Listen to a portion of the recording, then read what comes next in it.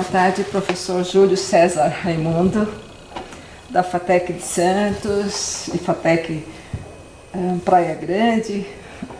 Eu gostaria de agradecer a sua participação nesse projeto que nós estamos começando a esboçar esse ano, denominado Educação para a Sensibilização e Preservação do Patrimônio nos cursos técnicos em Nutrição e Dietética do Centro Paula Souza,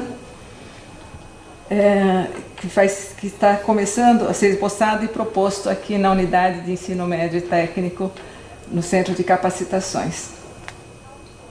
Hoje é dia 8 de maio de 2013 e nós estamos começando essa nossa entrevista às 14h05.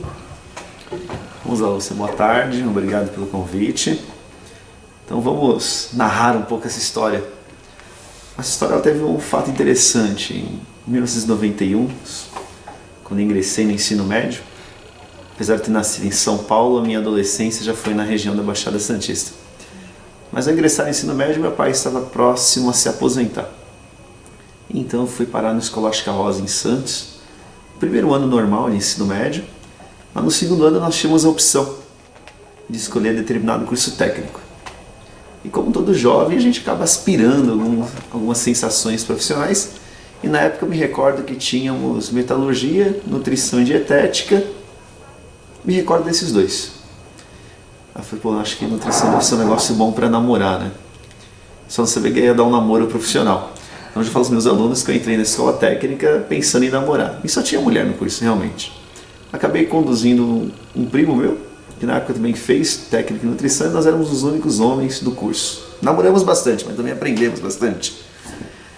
E nesse aprendizado teve grandes pessoas que marcaram a época, professora Guadalupe, professora Helena Gutenberg, professora Gláucia, professora Suemi, professora Lília. E o que era aprendizado em ensino técnico acabou virando profissão. Entrei em 91 e em 1994 eu prestei concurso para a Prefeitura do Guarujá para ser técnico em nutrição, estagiário técnico em nutrição nas creches municipais. Como todo aluno que aspira inovação, aspira conhecimento, na época foi aspirado e pensado em desenvolver alguma coisa pensando em combater a desnutrição infantil. Pode ser que hoje, século 21, 2013, nós não tenhamos tanto nível de desnutrição no Brasil. Mas na época tinha sim na região. E a nossa solução foi implementar a proteína de soja nas creches municipais do Guarujá. Então foi trabalhado com professores, trabalhado em sala de aula, fundamentado em pesquisa, em resultado. O fornecedor, que era a Cargill na época, doou o farelo de soja, treinou as cozinheiras das creches do município do Guarujá. Então um projeto muito próximo do ideal e esperado. Mas para choque e espanto, após ser colocado em prática, as cozinheiras treinadas, as crianças já recebendo essa alimentação com base de proteína de soja, foi publicado no jornal A Tribuna, que é um jornal local, o maior jornal local da região. Prefeitura do Guarujá dá ração para as nossas crianças. Então a gente consegue também ver o quanto que o Brasil se transformou, porque hoje a soja está na prateleira em qualquer supermercado, em um local especial. Mas em 1994, isso foi encarado como ração para as crianças daquele município. Bem no final de 94, ainda fui estagiar no Instituto da Criança, no HC em São Paulo, onde também tive a chance de me alistar. E o meu pai, querendo se aposentar, ele se mudou então para o Rio de Janeiro, para o interior do Rio de Janeiro, cidade de Volta Redonda. Eu fui conhecer, não gostei, falei, acho que eu vou ter que ficar por Santos. Foi onde eu resolvi prestar o concurso da Força Aérea Brasileira para técnica em nutrição, na qual eu praticamente que gerou uma profissão, porque eu fiquei 8 anos como técnico na FAB. Mas na FAB, como em todos os outros estágios que eu passei relacionados à nutrição, eu percebia que o nutricionista ele não tinha uma vontade de trabalhar com pedido, armazenagem, movimentação e compra, e sempre acabava fazendo essa parte. Então a nutrição me levou para o lado da gestão, porque a parte de nutrição que eu gostava era a nutrição esportiva avançada, que eu cheguei a fazer um ano na Uniban com a Patrícia Bertolucci, que foi nutricionista da seleção brasileira, mas não tinha aspiração ainda no Brasil, como ainda é muito pouco falado em nutrição esportiva, acabei migrando para a gestão. E na FAB eu fui responsável por compra, armazenagem, movimentação, novos layouts das novas cozinhas, na qual fiquei por 8 anos, na base aérea de Santos, São José dos Campos, em Brasília, Rio de Janeiro, Curitiba, Florianópolis. Viajei muito o Brasil pela FAB. E enquanto estava na FAB ainda, em 1997, eu iniciei a minha primeira graduação, que foi graduação em Administração de Empresa, na qual me formei em 2001. Em 2001, me formar, eu continuava na FAB, mas já estava também dando treinamento na Academia da Força Aérea. E dando treinamento, fui descobrindo uma outra vocação, uma vocação em treinar, uma vocação em lecionar. Fiz uma logística, fiz um curso de especialização, uma pós-graduação no ITA. E após 2 anos eu fiz mais uma pós-graduação já no Centro Paula Souza. Então no Centro Paula Souza iniciei como aluno novamente, agora numa pós-graduação, uma parceria com o IPEM. O curso na época era Gestão Empresarial. Então era parceria Centro Paula Souza e IPEM. Nesse mesmo ano, que foi em 2003, eu comecei a lecionar na Escola Técnica em Praia Grande, na qual estava recentemente chegado ao município, e também na nova FATEC, na FATEC Praia Grande. E aí sim marca uma carreira acadêmica. Nesse mesmo ano eu comecei a lecionar na FAAP, em São Paulo. Aí criou uma dificuldade de identidade, né? O que eu faço e onde eu trabalho. Então, do nada, eu estava lecionando na FAAP, na FATEC e na ETEC, e continuava na FAB ainda como militar. Em 2003 eu tomei a decisão e atitude de pedir baixa da Força Aérea Brasileira e continuar na docência e no segmento profissional, envolvendo ainda a parte aérea, mas na parte de consultoria. Desde 2003 eu atuo na parte de consultoria de cargas de projeto em comércio exterior, quando envolve aviação. Então, o que é carga de projeto, comércio exterior? Né? São os grandes projetos. Então, grandes shows, grandes eventos, Fórmula 1, Fórmula Indy, que São Paulo realizou agora a 3ª etapa.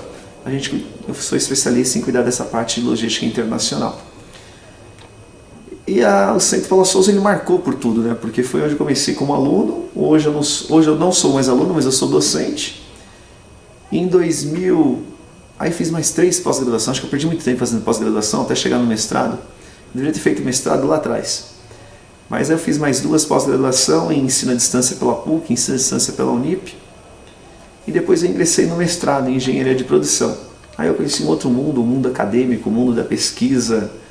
Aí essa pesquisa, o mestrado foi interessante porque, além de descobrir a importância da pesquisa e como ela é feita, eu também tive a sorte de emplacar em uma pesquisa grande fora do Brasil, de Lean Manufacturing em Cambridge, onde por 2 anos seguidos eu fui como aluno para Cambridge e hoje eu sou instrutor oficial do Instituto de Manufacturing em Cambridge, que envolve engenharia de produção e produção Lean.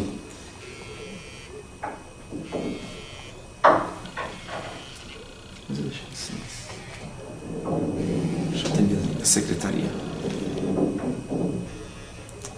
Júlia. Tudo bem, Júlia?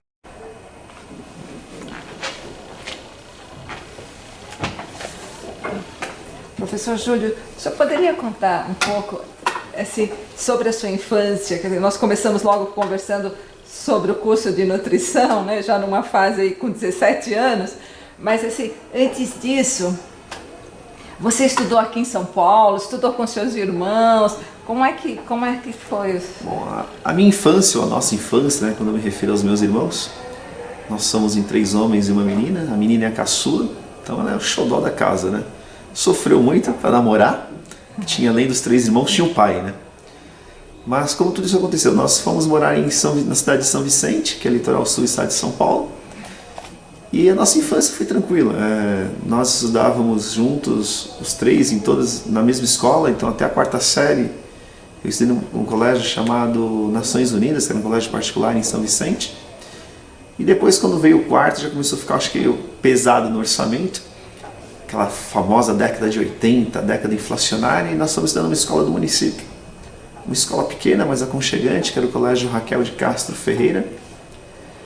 E no Raquel eu iniciei a prática de esporte e logo percebi que não ia dar nada certo na área de futebol. Não gostava, não me habituava. E nas aulas de educação física eu comecei a jogar voleibol. Comecei a aprender as regras, aprender as noções de voleibol e não sabia que isso ainda ia dar problema um dia.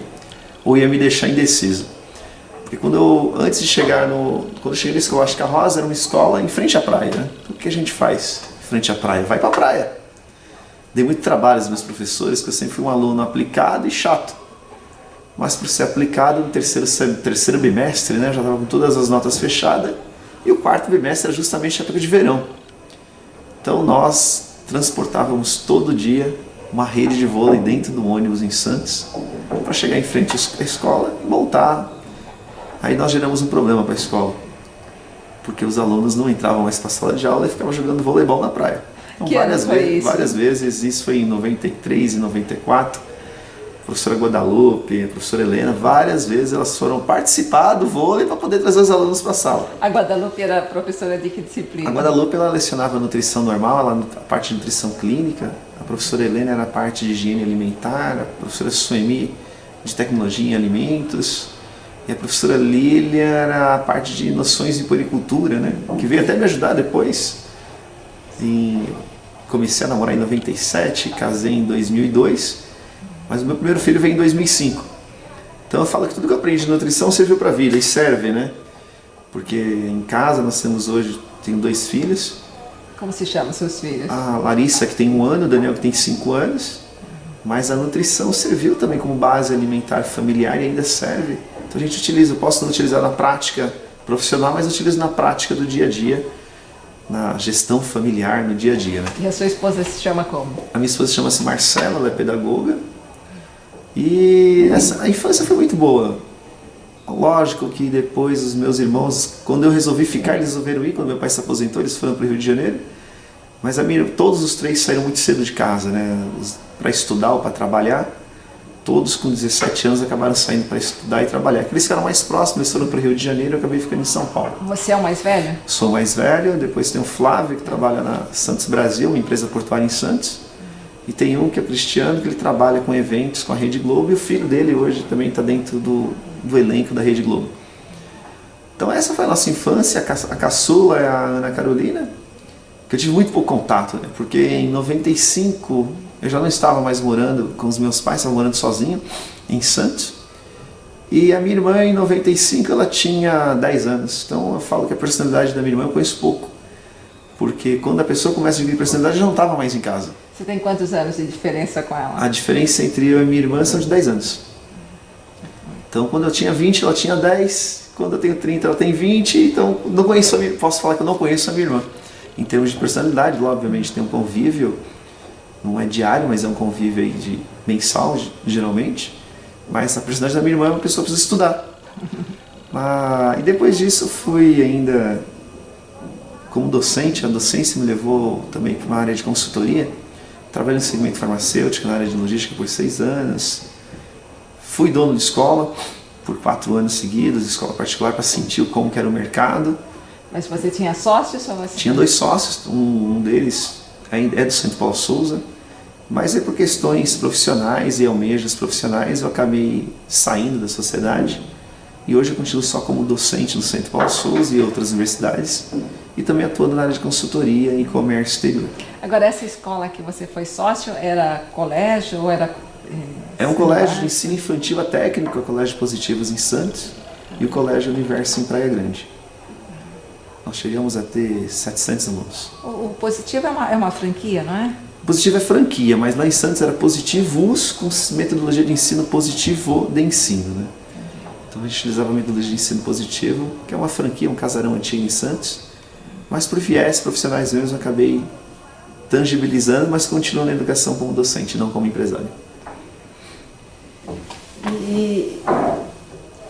Eu queria que você falasse um pouquinho, por exemplo, do seu dia a dia na escola. Eu vi que você foi para a área de logística, mexeu com o AN, né, que é uma disciplina, inclusive, que a gente tem muita capacitação, né, nessa área administrativa.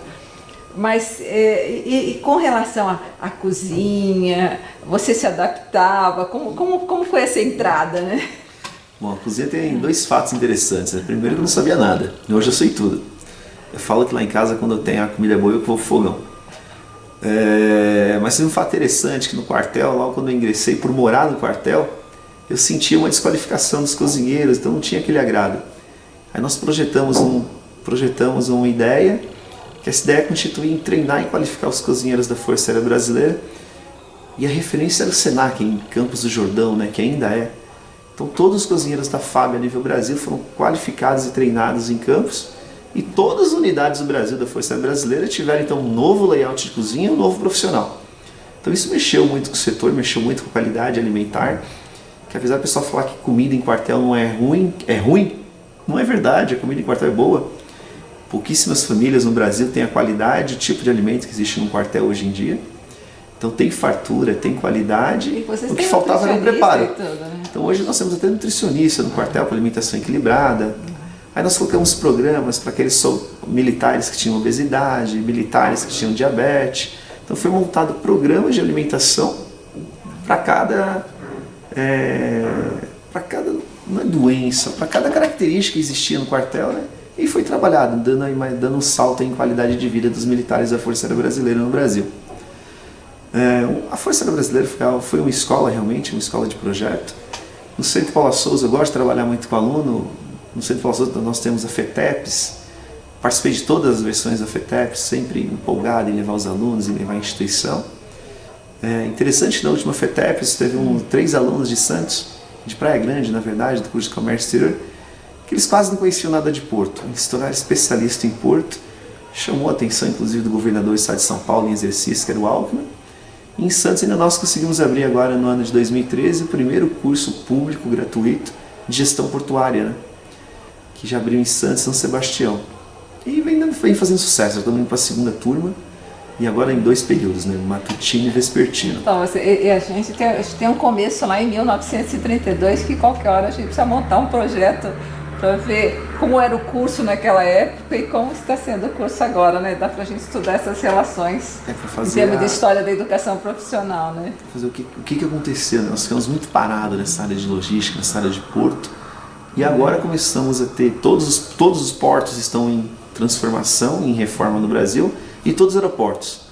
Mas nós já sabemos que nós não temos profissionais capacitados e qualificados para tomar esses postos de trabalho. Então o Centro Paula Souza ele vem fazendo uma função social também há muito tempo e vem garantindo a qualificação e essa superação da mão de obra no Estado. Então agora você está fazendo doutorado nessa sua área de interesse, de trabalho, né? E conversando agora com você, dá para entender a sua relação, assim, até com o que você vive hoje com a administração, porque quando você foi contando a sua história, você vê que o seu foco sempre foi administração e gestão, né? Administração e gestão. E o doutorado é um negócio interessante, Lúcia, porque na nutrição eu fui para namorar. E eu acho doutorado agora eu também estou namorando, mas não mais as meninas, namorando o mercado. Eu escolhi fazer doutorado na Unicamp, o curso é Ciências da Terra e Engenharia do Petróleo. Então o nome é Engenharia do Petróleo. E é na engenharia química esse curso ou é na mecânica? É na engenharia mecânica. E aí por ser engenharia, na engenharia do petróleo, a gente começou a estudar hidrocarboneto, química orgânica, química inorgânica, que fez eu voltar aos pensamentos de nutrição, porque em nutrição a gente tem química orgânica, inorgânica, bromatologia. Você teve, né? Porque eu com a mudança de currículo agora... Com a mudança de currículo eu não sei como ficou do atual currículo, mas eu cheguei a ter tanto química orgânica, inorgânica e bromatologia. E no doutorado eu me deparei com uma dificuldade muito forte de química, estou muito tempo fora da área acadêmica de química, então eu precisei ter algumas aulas particulares de professores de química para entender a composição de moléculas, hidrocarboneto. Mas o interessante do doutorado é que eles só falam isso. E eu falo justamente ao contrário, porque eles falam de molécula e hidrocarboneto. E nós vivemos num mundo de commodities. E quando falam em vender commodities, entregar commodities, eles não sabem. E essa química eu conheço. Então eu conheço a química de logística internacional e comércio exterior. E essa química para eles é muito complicada, que é a química da logística internacional. E hoje, o que adianta você ter se você não souber vender e não sabe o que está vendendo? Então hoje eu faço um paralelo muito forte em como exportar, por exemplo, minério de ferro. Minério de ferro é um negócio extremamente complicado de exportar pelo Brasil, porque primeiramente nós temos uma restrição de mercado. O governo federal, hoje a Dilma, não vê com bons olhos nós exportarmos minério, porque o que ela quer é as empresas no Brasil. E as empresas não vêm para o Brasil? Por uma deficiência e dependência tecnológica. Não é assim tão simples. Depois, como escoar essa produção? Nós temos pouca malha ferroviária hoje. Então, se eu falar, vou vender hoje minério de ferro, a primeira coisa que o cara vai me perguntar é: como que você vai transportar isso? Qual é o seu contrato de logística? Nós temos, dependendo da região, hoje só temos uma empresa. Só que essa empresa já está com a malha ferroviária esgotada. Então, eu não consigo exportar 200 mil toneladas mês. Então, eu tenho a mina de minério de ferro, com capacidade de produção, mas eu não tenho como escoar da mina para o porto. Mas será que uma possibilidade não seria realmente trazer as empresas, assim, para o país economicamente? Qual seria? Porque assim, se você tem que mexer nessa malha ferroviária, isso também tem um custo altíssimo, né? Ambos são altos. Agora, por que as empresas vêm para o Brasil? É pela deficiência e estrutura que nós temos, né? Elas não enxergam a logística, elas não enxergam inovação no Brasil ainda. A Coreia do Sul se desenvolveu muito. Que nem nessa semana em que nós temos um novo brasileiro frente ao OMC, Roberto Azevedo. Vai ser difícil o posto dele no OMC, uma vez que ele vai estar à frente da Organização Mundial do Comércio e vai ter que falar que o Brasil é um país protecionista. Então nós também somos um país protecionista e cada país com a sua estratégia. No comércio exterior ninguém é bobo, todo mundo é estratégico. E o Brasil tem a sua posição estrategista, é um país protecionista também, assim como os outros, e ele está à frente desse jogo agora, mais para negociar. Então hoje eu vejo o doutorado de Ciências da Terra com Engenharia do Petróleo algo como estratégico, onde eu estou aprendendo muito. Já terminei meus créditos de disciplina, agora estou partindo para o projeto, e o projeto vai ser mesmo em escoamento de minério de ferro pelo Brasil. Então como que o Brasil deve escoar, ou poderá escoar minério de ferro nos próximos anos? Existe uma deficiência na malha ferroviária, na malha rodoviária e na malha portuária. Então essas três malhas precisam estar mais adaptadas, mais estruturadas. A gente fala 200 mil toneladas mês, cada caminhão é 27 toneladas. Cada barcaça são 150 mil toneladas. Então um navio ele chega no porto, um navio 200 mil toneladas. Por qual porto? Nós temos que entender que o minério de ferro está em Minas, que não tem porto, está no Rio Grande do Norte, está na Bahia. Então a gente precisa aproveitar esses recursos estratégicos e naturais e energéticos para dar uma finalidade de desenvolvimento ao Brasil. Obviamente, o país não vai ser só desenvolvido com commodities, mas ela é o início de transformação de qualquer produto. A gente continua exportando matéria-prima primária, né? Ou é alimentos E hoje qual é a empresa que tem uma cadeira e naquela cadeira tem um profissional de pesquisa e desenvolvimento? Então nós ainda não chegamos nessa geração. O Brasil chegou numa geração que agora ele forma pesquisador e o pesquisador está na área de P&D na empresa. Pouquíssimas empresas no Brasil têm área de P&D muito bem estruturada. E o mercado acadêmico não fomenta para isso, né? A gente fomenta em uma pessoa que é uma seção profissional, mas formar pesquisador demora. Não é da noite para o dia que a gente vai formar um pesquisador que vai converter isso em produto e a gente deixa exportar matéria-prima e passa a exportar um produto acabado com conhecimento. Eu estou te fazendo essa... Porque assim, eu sempre trabalhei com P&D na indústria, né? Eu entrei como pesquisadora. E acompanhei, inclusive, as empresas utilizando verba do BNDES, que é verba com condições de pagamentos de juros e tal, benéfico para o empresário. E muitas vezes para cuidar da rotina, não para desenvolver realmente tecnologia de ponta, nada disso, né? Então a gente fica meio amarrado, quer dizer, a universidade trabalha nas suas linhas de pesquisa e muitas vezes também não está fazendo uma pesquisa em parceria pensando no mercado e daí em desenvolver tecnologia para o país, né? Então, isso que você fala, eu também sinto vivencio na prática. Vivencio até hoje, né? Isso. Mas eu fico pensando assim, como a gente faz para sair disso, né? Porque é aquilo que eu falo, a gente continua vendendo produtos primários, né? E lá fora isso não acontece, né? Lá fora acontece até por dois motivos, né? Nós somos aí hoje a quinta economia do mundo, que põe o Brasil aí com as grandes nações. Mas quando a gente fala em commodities, por que o Brasil? Nós precisamos entender que isso foi a Revolução Verde, foi uma estratégia americana na década de 60, na qual ele priorizou que o mundo ia ter um crescimento populacional e priorizou que alguns países já emergentes pudessem ter acesso a uma produção em massa. E o Brasil foi selecionado como o México. Então, hoje nós somos um grande produtor? Somos, mas as sementes são importadas, os insumos são importados, os equipamentos agrícolas são importados e nós vendemos produto. Em alguns momentos nem a terra é mais brasileira. Então hoje nós temos essa contradição. Por que o Brasil supera todo ano? Porque nós somos aí o primeiro país do mundo em fotossíntese, né? Nenhum país do mundo tem a fotossíntese que o Brasil tem. Por isso que plantando dá o ano todo, mas é graças a uma fotossíntese. Nossos grandes parceiros ou concorrentes comercial em extensão territorial, Canadá, 30 milhões de canadenses, uma área, um clima temperado lá. Um clima que não vai ter fotossíntese o ano todo, que nem tem no Brasil. A Rússia com seus problemas, a China com seus problemas de fronteira, assim como a Rússia. E também o clima não ajuda 100%. Mas um país que vem crescendo muito em produção de commodities atualmente é a Rússia, que é justamente aquela que a gente costuma falar em sala de aula, aquecimento global, né? Tem alguns países que não estão nem aí para isso, né? Estados Unidos, Canadá, Rússia, China. Mas se nós formos fazer uma análise muito fria, eles estão acima da linha do Equador, onde a temperatura é mais fria, ou seja, a fotossíntese é menor. Então esses caras não estão nem aí mesmo. Por eles vai ter que aquecer mais, que ele vai converter em desgelo, virou desgelo, vira em área em plantio. Virou área em plantio, ele acaba tendo uma produção também agrícola para concorrer com o Brasil. Então o Brasil ele vem se posicionando de uma forma forte em commodities, graças às suas características que existem, características de clima, né? Um clima então, mas você, favorável a qualquer linha de produção. Quando você falou da Revolução Verde, ela causou uma porção de problemas. Sim. Que hoje a gente está se debatendo, né? Será que ela valeu a pena? Né? Nós tivemos problemas de degradação ambiental, nós tivemos problemas com os rios. Nós temos, né? O quanto que o Brasil ganhou sendo produtor de commodities, quanto que o Brasil ganha sendo produtor de commodities. E mesmo com relação à qualidade desses produtos transgênicos. Sim, até porque o produto é brasileiro, mas o preço não é brasileiro, né? O preço é um preço internacional por ser commodities, que quem comanda é a Bolsa de Chicago.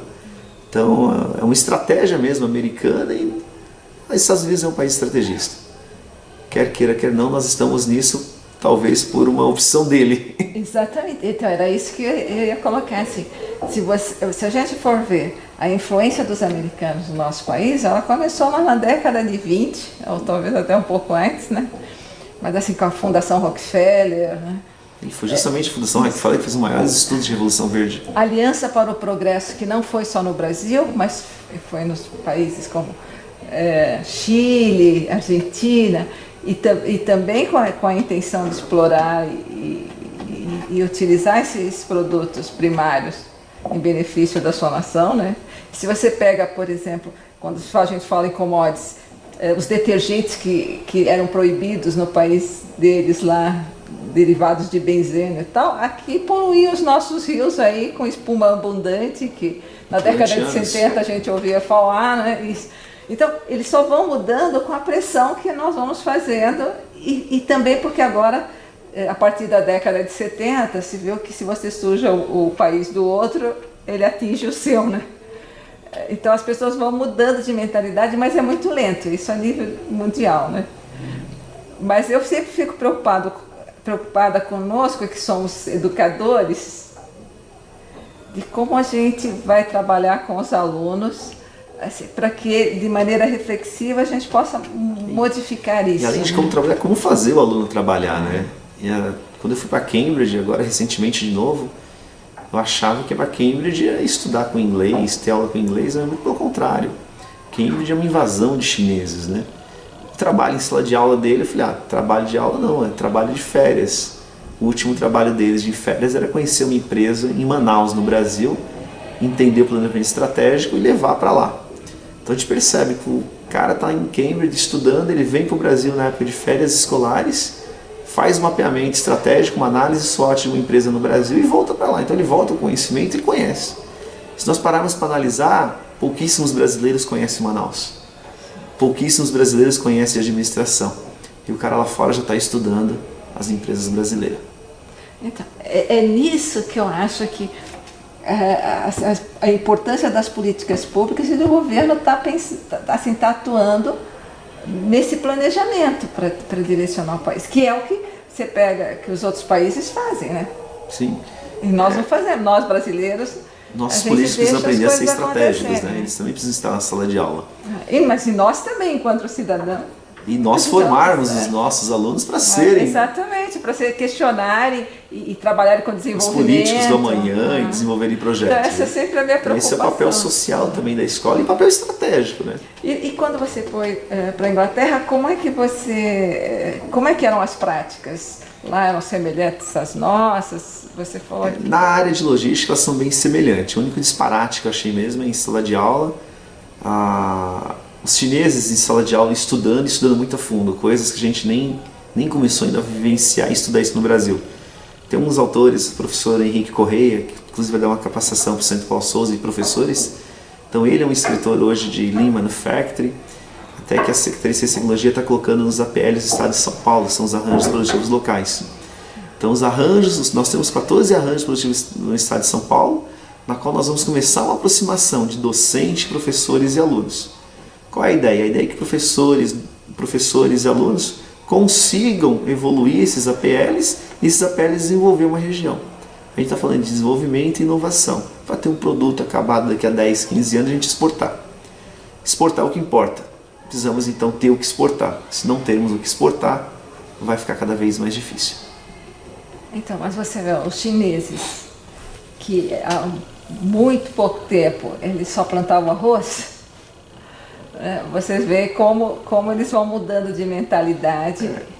E hoje se fala muito da China, né? Porque quando você fala há pouco tempo se plantava arroz, o mercado fala o chinês apareceu, a China estava adormecida.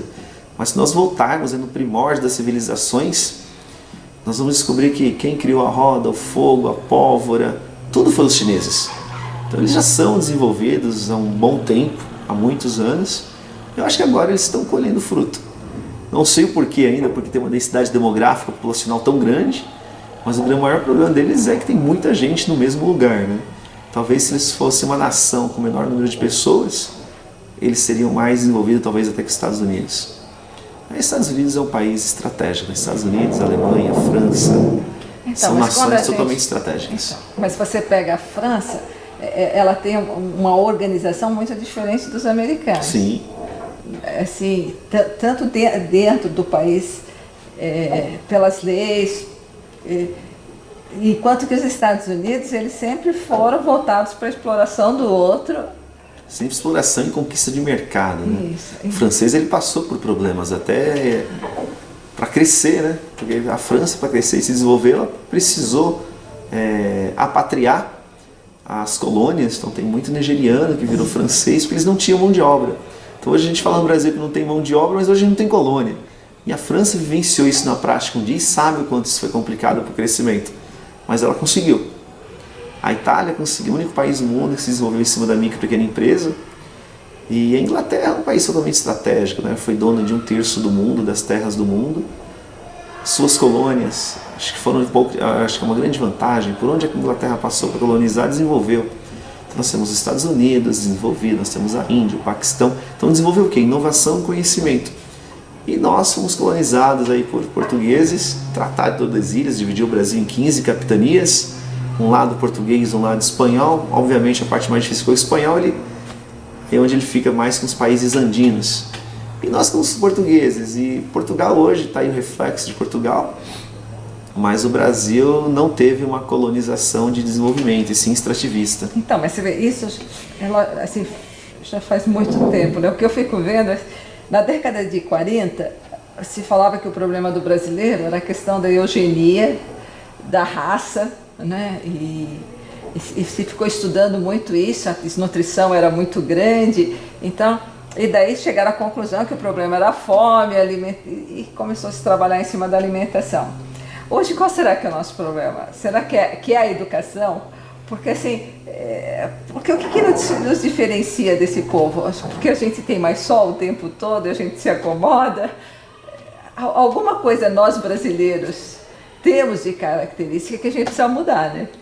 Acho que eu lá atrás, quando eu comecei, né? a fazer nutrição, ainda cheguei a pegar a campanha pastoral da criança, né, que foi um projeto premiado aí pela Unesco. Então ali nós tínhamos um problema de desnutrição, que era uma epidemia a nível nacional. Hoje não, hoje nós já temos um problema de obesidade, mas hoje eu acho que o maior problema do Brasil, na verdade, não é o maior problema, é o único problema que o nosso país enfrenta é a educação. Com a educação você corrige a segurança, você corrige a habitação, você corrige o emprego, você corrige o desenvolvimento. Então você não tem vários problemas, você tem um problema chamado educação. E de envolvimento das pessoas, assim, porque eu sinto falta disso. Né? Eu acho que o brasileiro, ele não trabalha o coletivo como deveria. Existe uma questão individualista, que é um comportamento aí, talvez a ser mudado aí nos próximos anos. E que depende esse problema de educação hoje, das nossas práticas também. Nós né? já temos práticas educacionais em um ou mais estados brasileiros. Você tem ensino gratuito de qualidade, mas será que a pessoa quer? Será que a pessoa está preparada? Aí a gente fala que o problema é na base, então assim, em algum lugar tem que corrigir. Mas o nosso problema continua sendo, e o único problema, no meu ponto de vista, ainda é a educação. Porque quando você falou da Cargill, eu como fui professora de bromatologia e cheguei a levar os meus alunos lá na Cargill para ver a produção do óleo de canola, né? E eu me lembro bem de a gente parar nos equipamentos que o farelo era realmente encaminhado para fazer torta, né? Para animal, né?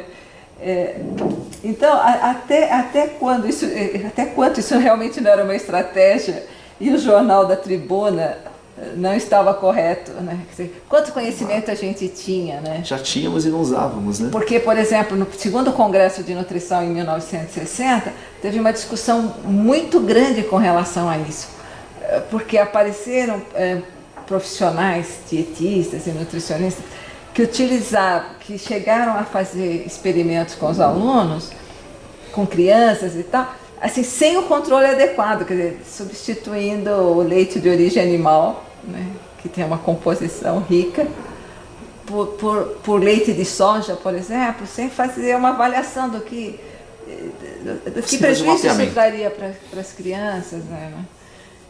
Então, essas coisas a gente peca muito aqui nesse país. Né? E hoje a indústria de alimentos evoluiu, né? Hoje se fala em indústria de alimentos, você tem... Qualquer alimento você tem praticamente hoje em 2 a 3 minutos utilizando micro-ondas, né? Outra coisa que me deixa... Porque nós, o Antônio de Paula Souza, né, o nosso patrono, ele foi estudar fora, estudou em Zurique, valorizava as escolas técnicas e por isso, quando retorna ao Brasil, ele lutou pela criação da Escola Politécnica, pelo liceu, né, pelas escolas técnicas, mas então isso já no início do século XX, né? Então já éramos para nós termos mudado as coisas, mas você vê assim que de repente em determinados períodos a gente tem uma política ditatorial que não foi só no Brasil, mas foram em outros países, né? E quando eu falo não é só no regime militar, estou falando lá com Getúlio Vargas e tal, que você tem uns períodos que parece que não se tem espaço para refletir, né? Para discutir. Pega as usinas nucleares, quer dizer, foi um desperdício de dinheiro. Está sendo, né? Está sendo, e nós tínhamos um corpo de cientistas que estavam trabalhando em cima disso, né? Nós sempre ouvimos falar que o rio corre para o mar, né? Então o Brasil tem 10 mil quilômetros aí de costa marítima que o rio corre para o mar. Então nós temos aí uma questão de relevo a ser estudada, a ser projetada pelos cursos de engenharia, pela energia. E aí é outro problema, quer dizer, quando a gente estrutura os cursos, toda essa sistemática, assim, nós brasileiros também deixamos. E daí você pega o MacUSAID, você pega, assim, que mudaram o rumo da nossa educação. Então, é nisso que eu acho que, e pelo brasileiro se acomodar em vez de se envolver nas questões políticas, né? Eu acho que é por isso que nós estamos nesse estágio de desenvolvimento. Talvez seja falta e ausência de grandes líderes que nós não estamos gerando. Então, precisamos gerar líder para o mercado interno, mercado externo e pessoas com mais nível de liderança e pensamento estratégico. Né? Então, ensinar estratégia, ensinar liderança em sala de aula faz parte. É que liderança é praticamente um comportamento humano, né? Ou você é ou você passa a ser. Mas você pode estimular, né? Você pode estimular. É que estimular é mais difícil, né? Mas você quer ver? Quando, por exemplo, você tocou num assunto interessante, que assim, quando normalmente o jovem ele está aberto a desbravar, a conhecer, né? Você vê como o seu exemplo, eu fui para a nutrição, mas chegou lá e se encontrou, né? Encontrei. Então assim, na adolescência, quer dizer, ele tá buscando. Né? É a hora. É a hora, e é a hora que ele é combativo. E que a gente tem que permitir que ele se expresse, né, e se coloque, para que ele vá assumindo novos papéis, né? E agora, se em determinado momento a estrutura não permite isso, você abafa uma liderança. Porque foi, por exemplo, eu falo isso porque eu trabalho com segurança alimentar e fico muito preocupada com a questão da alimentação, que até hoje é precária e que nas escolas eu acho que deveria ser um espaço para trabalhar isso, tanto com o público da escola como com os alunos e tal. E daí eu vejo, por exemplo, na década de 60, se lutava por isso, se tinha inclusive alimentação nas escolas. De repente, você corta e você inibe as pessoas de se comunicarem, quer dizer, elas deixam de ser contestadoras. E daí isso não abafa só ali, né? Reflete em tudo isso que nós estamos vivendo hoje. Reflete toda a cadeia, né? Tanto é que já estou com 10 anos já de docente, 10 anos na profissão como professor. Já muitos dos meus alunos já se tornaram professor. E agora a gente começa a perceber que as prefeituras começaram a enxergar que a educação é um negócio barato. É uma pena que ele, como político, ele não vê a educação como estratégia, ele vê como um negócio barato. Então ele começa a querer, vou abrir uma escola, vou abrir um curso. E aí até abre.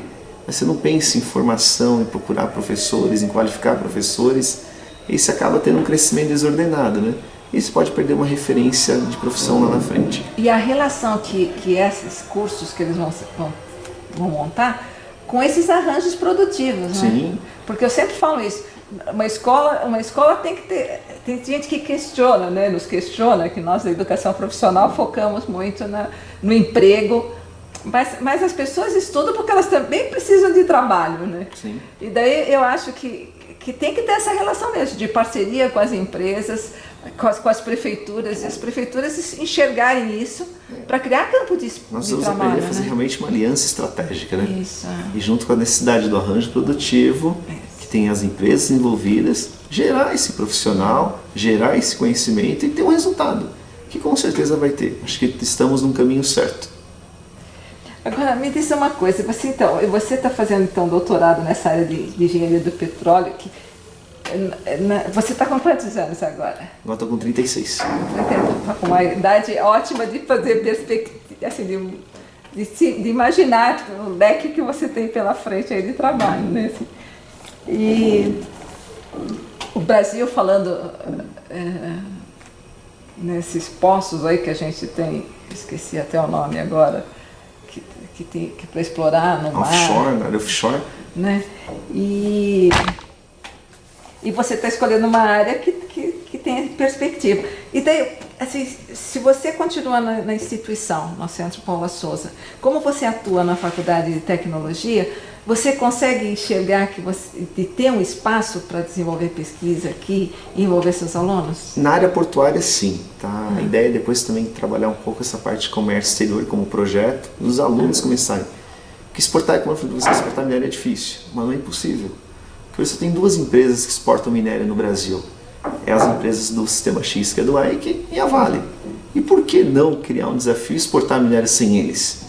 É difícil, porque você não tem uma infraestrutura logística, porque eles têm tudo, então a gente chama isso em engenharia de produção de cadeia vertical, né? Então eles têm uma cadeia vertical de todos os processos, então fazer sem eles é complicado, mas é possível, e isso é um desafio. Então fazer um desafio hoje, que a minha maior missão hoje no doutorado é justamente, até o próprio doutorado, gerar aprendizado, porque já gera aprendizado para eles quando a gente fala de logística internacional de commodities. Então, mas assim, você consegue enxergar a partir do seu doutorado, de você abrir um espaço aqui de pesquisa para isso? Se você já pensou nisso ou você não pensou ainda? Já estou pensando em, inclusive no estado de São Paulo, justamente em aproximar mais os arranjos produtivos, né? Que a gente percebe que os arranjos produtivos no mundo, eles são um elenco de desenvolvimento. A gente tem países que, Portugal, por exemplo, há 5 anos atrás, ele teve uma opção. de não querer mais produzir e passou a comprar. Então ele passou a ser um país comprador da França e da Itália. No primeiro momento de crise, ele não conseguiu comprar e também não tinha mais a cadeia produtiva. Nós temos a Grécia numa situação muito ruim atualmente. Acho que ela só não vai ser mais um país absolvido porque extinto, porque é a Grécia. Nós sabemos toda a história da Grécia, berço da humanidade. Mas se fosse qualquer outro país do mundo com pouca referência, ela estaria extinta agora, em pleno século XXI. Então acho que o Brasil, por ser a quinta economia do mundo, não é só a quinta. O pessoal fala, o Brasil é país do momento, não é só o país do momento. Nós somos também o quinto mercado, né? Nós somos a quinta população do mundo. Mas o que eu fico preocupada é assim, algumas pessoas, até meu marido também fala, quando eu falo, ele fala assim, nós somos um país rico. Nós somos um país rico, mas o dinheiro não é nosso. Não é nosso. Porque o dinheiro que circula nesse país são das multinacionais. Eu trabalhei em multinacional, eu via muito bem como que entravam as coisas, como é que saíam. É que a gente fala, o quinto mercado. Então hoje nós somos o quinto mercado, somos o quinto mercado. Mas nós temos produtos para oferecer para esse quinto mercado? Não, então as multinacionais elas vêm para o Brasil oferecer desde telefonia celular até TV. Por que nós não geramos isso? Então, é isso que eu estava começando a falar do Antônio de Paula Souza, assim, que ele acreditava no país, ele enxergava, né? Ele também era um cara muitíssimo esperto, né? Tanto que assim, ele e o Ramos de Azevedo eram da área de construção, tinha empresa, mas formavam pessoas. E é o caminho normal, você sempre vai fazer alguma coisa que você tem afinidade, que você conhece e que você produz, né? Então, eu acho que agora, naquela época, nós tivemos o Roberto Mangi também, que eu também considero que era uma pessoa que contribuiu muitíssimo, que inclusive foi amigo do Paula Souza, que ele conheceu lá em Zurique, né? Agora, a gente tem essas interrupções que não deveria ter, né? Porque assim, nós temos neurônio como tem os alemães, né? Sim. Então, o que nos falta? Disciplina, né? Poder de decisão político, né? Acho que um pouco de tudo, né? Disciplina, como aqui nós temos muita coisa a aproveitar devido ao clima, né? O alemão está no inverno e ele tem que estar estudando, ele não tem muita opção. Se ele sair, está frio. Então acho que ele fica em casa estudando e aproveita mais um momento. Então cabe a nós também sermos um pouco mais disciplinados, investirmos em pesquisa. O Brasil é um país muito fraco em pesquisa. Nós temos países vizinhos que já têm prêmio Nobel, o Brasil ainda não, né? Muita gente acha, o Brasil já tem um prêmio Nobel. Não, nós temos um prêmio Nobel que não é nosso. Acho que é de literatura, que é um português e não um brasileiro. Então ele só viveu no Brasil, não é que o prêmio Nobel é brasileiro. A Argentina já tem, o Chile já tem. Então a gente precisa ter um salto aí de qualidade em educação, um salto na educação, para rompermos essa barreira de país em desenvolvimento e passarmos realmente a ser e tomar o posto de país desenvolvido. Não vai ser em 5 anos, talvez leve umas 3, 4 décadas. Mas eu sempre fico preocupado conosco, né, que somos docentes, que trabalhamos na área administrativa, né, e como fazer isso, né? Assim, eu participo dos conselhos, eu acho que é um espaço para as pessoas se envolverem, mas você vê que a coisa é muito lenta, sempre é muito vagarosa. E porque eu vejo que a gente tem muito de ser indisciplinado mesmo, de trabalhar pouco o coletivo, né?